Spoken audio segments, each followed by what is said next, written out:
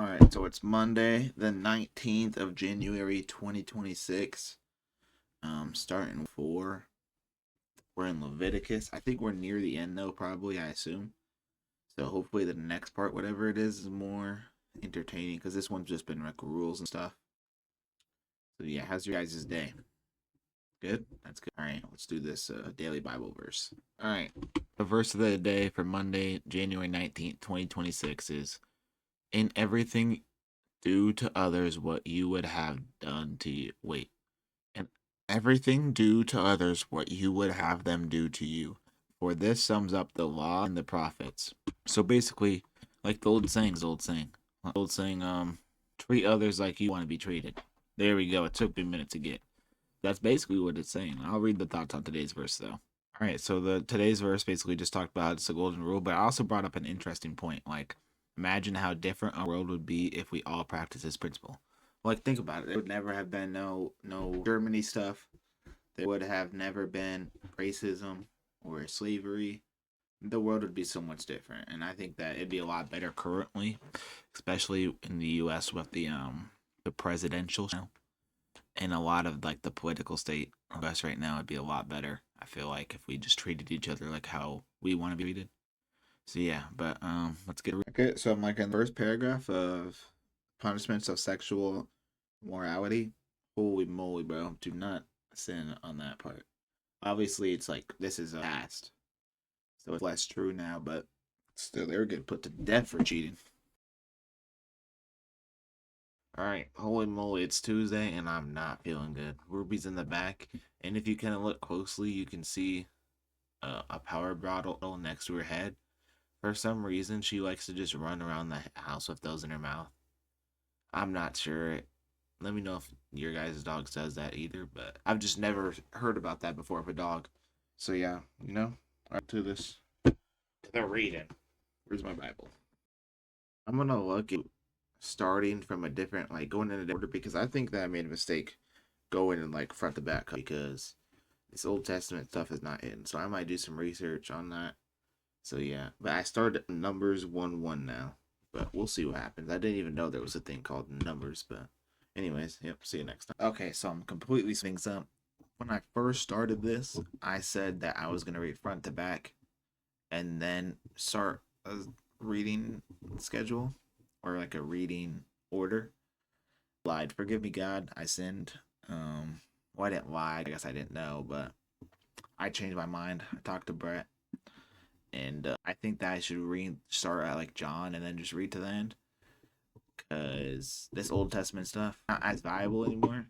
Plus, it's a lot more boring, and I'm kind of burning out from it. So we're gonna start at John. So yeah, kind of crazy to go from Numbers to John, and like so basically everything before is scrapped, but not really because I still know some of the knowledge. So yeah, it's more important than doing it. All right, starting on John 1:1. I think I just started my recording. The word became okay. So Jesus is in this when we start reading, because it says he saw Jesus quote coming towards him, the Lamb of the God who takes away the sin of the world, and it keeps like reiterating that there's a witness and a voice. So that's important. I swear, at least once every time I do a video, at least one of the times I accidentally click stop recording, and I just did it again. I think it's because I have my Bible right here, leaning on my desk, and then the space bar is right next to it. And then sometimes I'll readjust and click the space bar and it'll stop recording. It sucks. But yeah, back to reading. So the son of Joseph, Nathanael, said to him, Wait. Philip found Nathanael and said to him, We have found of him of whom Moses in the law and also the prophets wrote, Jesus of Nazareth, the son of Joseph. And Nathanael said to him, Can anything good come out of Nazareth? Implying that Nazareth was not a good place. So that's interesting. I never knew that. Okay, so Jesus' mom told him that they ran out of wine. And then so his mom told the servants to do whatever Jesus tells them. And then Jesus had them fill up some jugs with water. I don't know why I was reading like I was talking like that, like an NPC. But he filled up the jugs with water, and then he told them to bring that water to one of the guests. And then when it was brought to the guest, he tasted wine. interest. So that's one of the miracles. Okay, so Jesus tells guys to destroy this temple. Well, I assume they're like monks or they work there or something. So not guys, but he says, destroy this temple, and in 3 days I will raise it up. The Jews then said, it has taken 46 years to build this temple, and will you raise it up in 3 days? And do you raise it up in 3 days? But he was speaking about the temple of his body. When therefore he was raised from the dead, his disciples remembered that he had said this, and they believed the scripture that the word has that Jesus had spoken. I didn't know. Does that mean he's already died at this point and came back?